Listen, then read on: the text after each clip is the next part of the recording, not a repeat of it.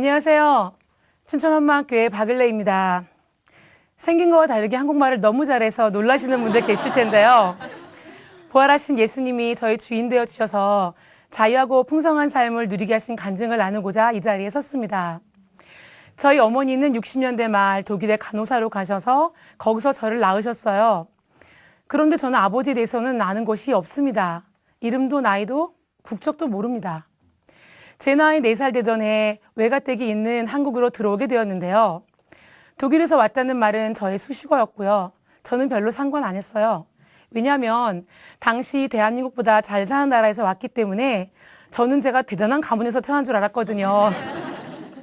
그런데 학교에 입학해서 학년이 올라갈수록 제 현실을 직시할 수 있었어요. 아버지가 없다는 것도 큰 충격이며 상처인데 사람들에게 부모님에 대한 궁금증을 유발하게끔 하는 남다른 외모를 가졌잖아요. 네, 학년이 올라가면서부터는 독일에서 왔다는 말과 또 부모님에 대해서 묻는 것이 부담스러웠습니다. 초등학교 때 5년을 좋아했던 남학생이 있었어요. 그런데 그 남학생도 저를 좋아했거든요. 네, 그런데 5학년 때 그 남학생의 친한 친구가 을래는 집안이 좋지 않으니까 사귀지 말라고 김 누구를 사귀라고 해서 실제로 마음을 돌린 사건이 벌어졌어요.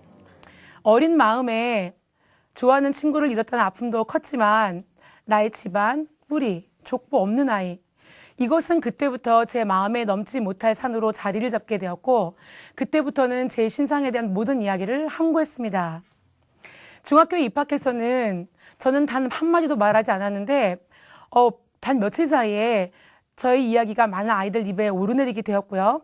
고등학교는 중학교와 꽤 먼 곳으로 이사를 가서 다니게 되었는데 어디서 어떻게 들었는지 입학한 지 딱 이틀 만에 저에 대한 모든 이야기가 다 알려진 거예요. 저는 그렇게 짧은 시간에 소문이 퍼지는 것을 보면서 사실 좀 충격이었습니다. 처음 보는 친구들도 다 알고 있는 거예요. 그런데 정작 저는 아버지에 대해서 아는 것이 없는데 전교생 모두는 우리 아버지가 독일 사람이라는 겁니다. 참 난감하더라고요. 정말 그것이 남의 상처인지도 모르고 들춰내고 소문내고 하는 친구들이 정말로 싫었습니다. 고등학교 2학년 때 담임 선생님께서 한 번은 중간에 들어오셔서 가정환경 조사를 한다고 하시면서 어머니 없는 사람 손 들어보세요. 아버지 없는 사람 손 들어보세요. 이러시는 거예요. 기가 막혔습니다. 물론 전 손 안 들었죠. 그러면서 드는 생각이 선생님은 부모님이 다 계셔서 그런 아이들 마음을 전혀 모르시나 보다 했습니다. 또 한 번은 고3 때 세계 선생님께서 자신의 족보를 알아오라고 숙제를 내주신 적이 있었어요. 저는 일주일 동안 밤마다 이불을 뒤집어 쓰고 펑펑 울었습니다. 없는 족보를 어떡하냐고요. 그때처럼 제 출생이 저주스럽고 모든 것이 원망스러웠던 적은 없었던 것 같아요. 그런데 정작 그 다음 시간에 선생님은 그냥 넘어가셨는데요. 선생님은 그냥 잊어버릴 만한 던진 숙제였지만 저에게는 속을 다 태우는 잊을 수 없는 사건이 되었던 거죠. 또 가끔은 길을 가다가 저처럼 딱히 한국 사람도 아닌 것이 그렇다고 외국인도 아닌 것이 애매한 분위기의 외모의 사람들과 가끔 마주치는데요. 서로 눈이 마주치고 지나가면 속으로 그런 생각을 했습니다. 넌 또 무슨 사연이 있어서 그 나라에 못 가고 여기 와 살고 있냐? 이런 생각을 했습니다. 그런데 주변에서는 제가 이렇게 마음의 상처들로 꽁꽁 닫혀 있는지 잘 몰랐어요. 왜냐하면 저는 고등학교 내내 전교 연예인이었습니다. 네, 제 이름을 모르면서 우리 학교 다닌다고 하면요. 단언하건대 거짓말하는 거였습니다. 합창부가 유명했던 학교였는데 노래를 잘하고 무대에 서고 인기가 많아서 복도를 지나가면은 얼굴도 모르는 후배들이 와서 언니 안녕하세요 인사를 해요. 그러면 저는 그래 몇 학년 몇 반 이름이 뭐야? 하면서 유명인사 팬 관리하듯 하면서 학교를 다녔고요. 대학은 음대를 갔는데 저희 단과대 안에서 다른 과, 다른 학년을 막론하고 저를 모르면 우리 학교 다닌다고 거짓말하는 거라고 보면 될 정도였으니까요. 한 번은 대학 때 저녁을 먹으러 학교 앞 식당에 들어갔는데요. 밥 다 먹고 나올 때쯤에 아주머니께서 물어보세요. 학생 한국 사람이요? 유학생이요? 근데 그날은 제가 장난을 좀 쳤습니다. 저 한국에 온 지 7년 됐어요. 7년 되면 한국말 잘해요. 알겠어요. 네. 이러고 나왔습니다. 또 한 번은 전철을 타고 어디를 가는 길이었는데 신문을 팔던 청년이 갑자기 제 앞에 서더니 영어로 막 샬라샬라 하는 거예요. 너무 당황스러웠어요. 제가 영어를 잘 못하거든요.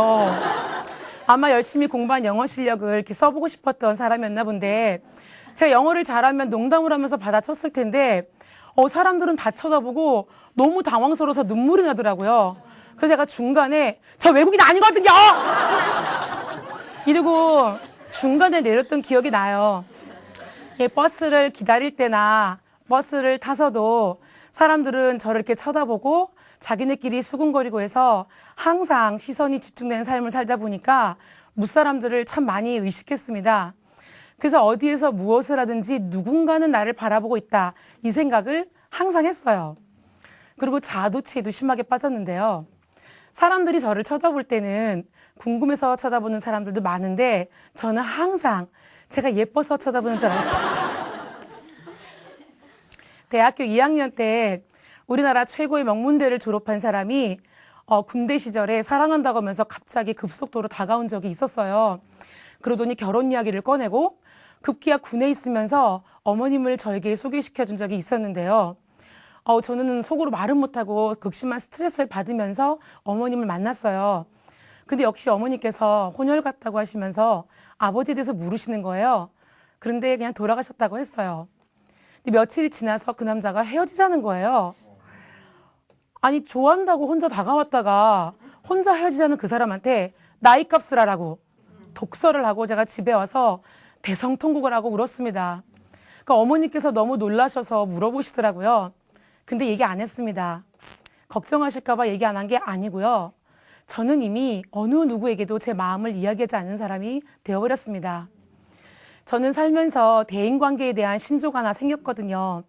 일주일을 봐도 1년을 본 사람처럼, 그러나 5년을 봐도 1년을 본 사람처럼 누구든지 쉽게 친해지지만 상처받기 싫어서 절대로 마음은 열지 않겠다는 것이죠.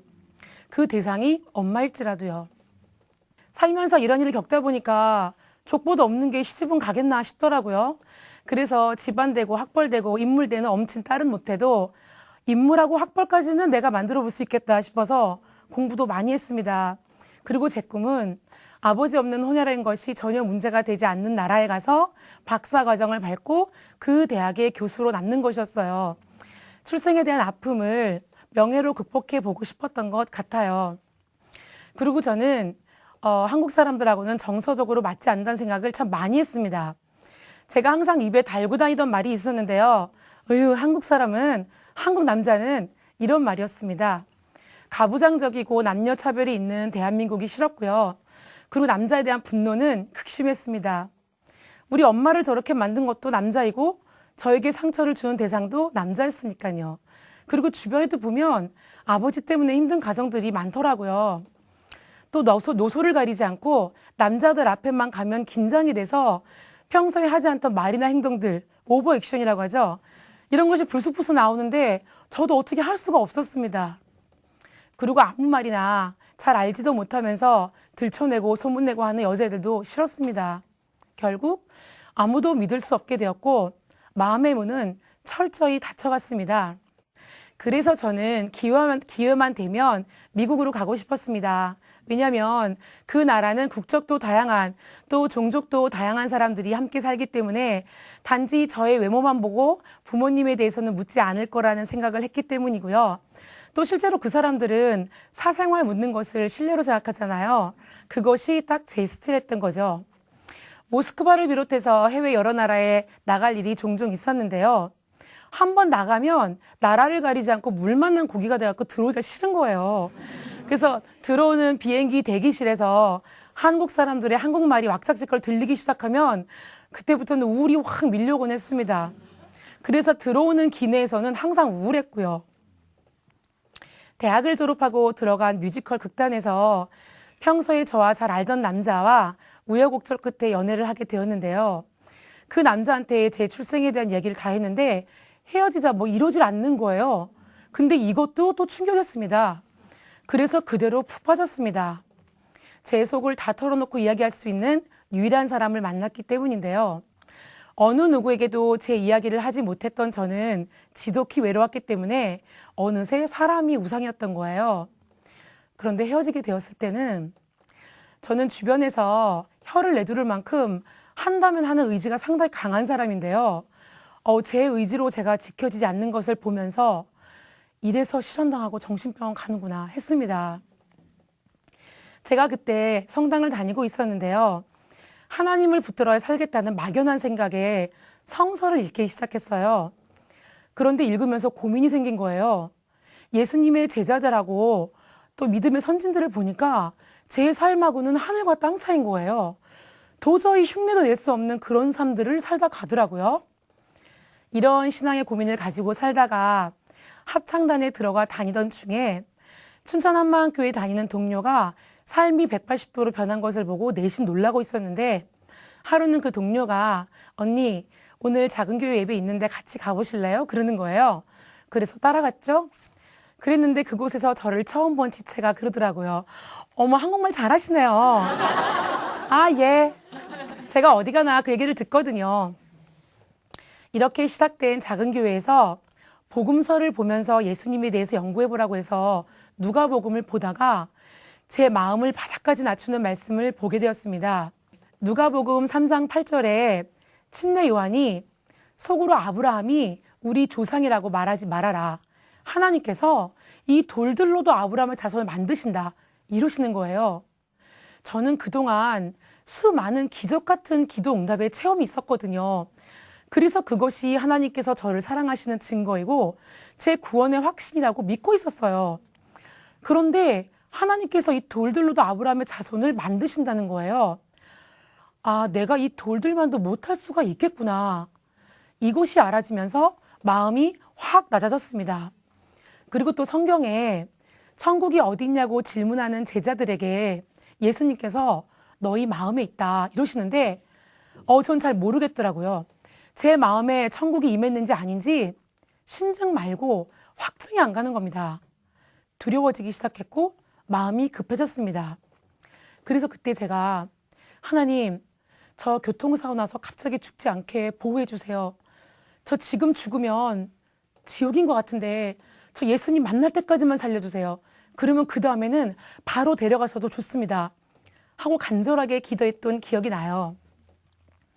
계속되는 작은 교회 예배를 통해서 이때까지 쇠뇌된 것처럼 그냥 근거 없이 무조건 믿었던 말씀들을 내가 내 이성을 가지고 예수님 시대로 돌아가서 예수님 동네 살던 사람으로 예수님을 보니까요.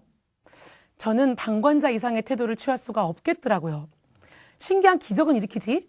자기가 하나님이라고 그러다니지? 그런데 그런 예수님을 따라다니다가는 당시 권력을 쥐고 있던 종교 지도자들한테 쫓겨나서 사회생활이 어려울 것 같고 그렇다고 딱히 하나님이 속 시원한 증거도 없는 것 같고 왜 기적은 구약에 모세나 엘리야, 엘리사 이런 사람들도 했잖아요.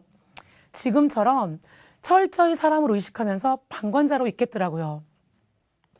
그런데 구약에 부활하시는 분이 하나님이라고 기록되어 있잖아요. 저는 어려서부터 부활을 들었기 때문에 부활을 모를 리가 없었습니다. 그런데 누가복음 24장에 보니까 예수님이 너무 비참하게 죽었는데 3일이나 지나서 문이 다 닫혔는데 제자들과 함께 있는 저에게 오셔서 을레야 평강이 있을지어다 한다. 예수님 시체를 붕대를 감았고요. 우리나라 장례식으로 하면 염을 한 거죠. 염을 해서 3일 전에 무덤에 넣었고요. 지금 여기는 문이 잠겨 있다고요. 그냥 얼마나 놀라고 무서웠겠어요. 당연히 귀신인 줄 아는 거예요. 부활이 그렇게 쉽게 믿을 수 있는 사건이 아닌 거예요. 저는 예수님께서 생선을 드셨다는 말씀이 왜 기록되어 있는지 몰랐거든요. 귀신은 만져지지도 않고 먹지도 못하잖아요. 그런데 제자들 앞에서 먹는 모습을 보이는데도 3년이나 함께했던 제자들조차 오히려 기이 여기며 믿지 못했다고 하는데 2000년이 지나서 그것도 기록으로 보는 나는 제 이성으로 한 번도 생각해 본 적이 없이 오래 들었다고 부활을 믿고 있다고 생각을 했더라고요. 그런데 예수님 돌아가실 때 다 도망갔던 제자들이 예수님의 부활을 증거하다가 다 순교하잖아요. 순교는 너무 비참하게 죽는 거잖아요. 근데 제가 이걸 보면서 목숨 걸고 준 거였으면 그건 진짜다. 한두 사람도 아니고 뭐 눈물이 났거나 가슴으로 확 느껴졌거나 이런 건 아니었는데요. 그 비참한 죽음 앞에서도 타협하지 않고 끝까지 예수님의 부활을 증거해준 부활의 증인들 때문에 저는 예수님의 부활이 사실임을 믿을 수 있었습니다. 아멘. 이렇게 부활이 확증이 되니까요. 예수님이 하나님이신 것과 그리고 성경에 있는 모든 말씀을 내 생각, 경험을 넣지 않고 그대로 믿을 수 있었습니다. 가보지 않았지만 천국과 지옥이 있는 것, 그리고 보이지 않지만 영적 존재인 천사와 마귀가 있는 것을 예수님의 말씀으로 믿을 수 있게 되었습니다. 그리고 이사야서 9장 6절에 예수님에 대한 예언에 이는 한 아기가 낳고 한 아들을 우리에게 주셨는데 이분이 전능하신 하나님이고 영존하시는 아버지라는 겁니다. 전능하신 하나님, 영존하시는 아버지, 창조주 하나님이 나의 아버지셨구나. 내가 아버지가 있었구나. 그런데 생명을 주시면서까지 나를 사랑하신 분이 나의 아버지셨구나. 저는 이 말씀으로 제 경험으로 가지고 있던 아버지란 인격체의 이미지가 완전히 깨졌습니다. 그리고 나에게 생명을 주신 그 아버지 앞에 그대로 마음이 굴복이 되었습니다. 예수님께서 부활하신 이후에 막달라 마리아에게 나타나셔서 내가 내 아버지 곧 너희 아버지 내 하나님 곧 너희 하나님께 간다 하시는데요. 내 아버지 네 아버지 따로따로가 아니라 우리가 한 아버지의 한 형제자매이더라고요. 우리를 너무도 사랑하시는 예수님의 마음에 감격이 되었습니다. 그리고 제 족보가 정확히 있더라고요. 성경에 말이죠. 영접하는 자, 곧 그 이름을 믿는 자들에게는 하나님의 자녀가 되는 권세를 주셨으니. 그리고 요한복음 14장 9절에 예수님께서 나를 본 자는 아버지를 보았다 하고 말씀하시는데 예수님께서 하시는 모든 말씀이 아버지가 저에게 하시는 편지로 보이더라고요. 나를 위해서 자기 아들도 아끼지 않으신 분이 나의 아버지셨구나. 나를 위해서 자기 생명도 아끼지 않으신 분이 예수님이셨구나. 저는 하나님께 회개하고 예수님을 마음의 주인으로 모셨습니다. 그리고 이분께서 영원히 버리지도 떠나지도 않는다는 말씀에 평강과 안식을 찾았습니다. 저는 살면서 환경 탓, 나라 탓, 출생 탓하며 살았는데요. 그게 문제가 아니라 내가 내 마음의 주인 되고 내 인생의 주인 되어 살아서 그렇게 힘들었더라고요. 예수님을 주인으로 모신 이후에 찬송가에 나와 있듯이 세상과 나는 간 곳 없고 구속한 주만 보이도다 하는데요. 진짜 세상도 의식 안 되고요. 나도 의식 안 되고요. 예수님만 딱 보이는 겁니다. 그리고 제 입에서는 항상 한국 사람은, 한국 남자는 이런 게 있었는데요. 이 지구상에 수많은 나라와 사람들이 존재하지만 예수님을 주인으로 믿는 사람과 믿지 않는 사람, 딱 두 부류의 사람밖에 없다는 것을 알았습니다. 그리고 예수님의 피로 하나 된 한 형제 자매를 너무도 많이 주셨습니다. 지구 끝 어디라도 부활의 복음으로 세워진 공동체, 그곳이 제가 있을 곳이더라고요. 그러니까 굳이 이 나라를 떠날 이유가 없어진 겁니다. 이 나라만 떠나면 잘 살 줄 알았는데 예수님 말씀에 순종하고 이분과 동행하는 것이 가장 잘 사는 길인 것을 알았고요. 인민만 가면 자유할 줄 알았는데 자유는 환경에서 오는 게 아니고요. 마음에서 오는 것이더라고요. 그리고 어쩌면 제가 이 세상에 존재하지도 못할 사람이었는데 낳아주시고 길러주신 어머님께 감사해서 한 2년 전쯤 어버이날로 기억이 되는데요. 저희는 평생 곰살 맞은 대화를 한 번도 해본 적이 없는 모녀라서 진지하게는 말씀을 못 드리고 낳아주시고 길러주셔서 감사합니다. 네, 하고 말씀드렸더니 예수님 안 믿는 우리 어머니께서 아멘! 이러시는 거예요. 마음이 많이 열리신 거예요. 이제는 부활하신 예수님 때문에 가치관이 완전히 바뀌어서 자유한 삶을 살고 있는데요. 부활의 주님은 평생 풀 수 없을 것 같았던 아버지 없는 저의 출생의 문제를 전능하신 하나님이 나의 아버지심을 확증해 주셔서 제가 얼마나 귀한 존재인지 알게 하셨고요. 그리고 상처들로 마음이 굳어져서 내 마음도 내가 모르고 남의 마음도 몰랐던 제가 다른 사람의 마음을 헤아리는 자가 되었습니다. 실수하고 넘어져서 징계를 받을 때도 있어요. 너무 아프고 힘들어요. 그런데 히브리서 12장 8절에 징계는 다 받는 것이거늘 너희에게 없으면 사생자요 참 아들이 아니다. 이렇게 말씀하시는데 아, 내가 사생자가 아니구나. 나를 사랑하셔서 징계하시는 아버지가 계시는구나. 아버지 마음을 오해하지 않으니까 제가 마음이 무너지지 않고 벌떡 일어나게 돼요. 부활하신 예수님은 이렇게 출생에 대한 또 가족에 대한 상처를 안고 있던 저도 완전히 해결해 주셨습니다. 복음은 이 세상 어떤 문제도 해결하는 능력의 기쁜 소식입니다. 왜냐하면 예수님께서 다 이루고 가셨기 때문입니다. 이 간증을 들으시는 여러분도 부활하신 예수님을 마음의 주인으로 모시고 모든 문제 다 해결 받으시고 자유하고 기쁜 삶을 누리시기를 간절히 바랍니다. 복음이면 충분합니다. 감사합니다.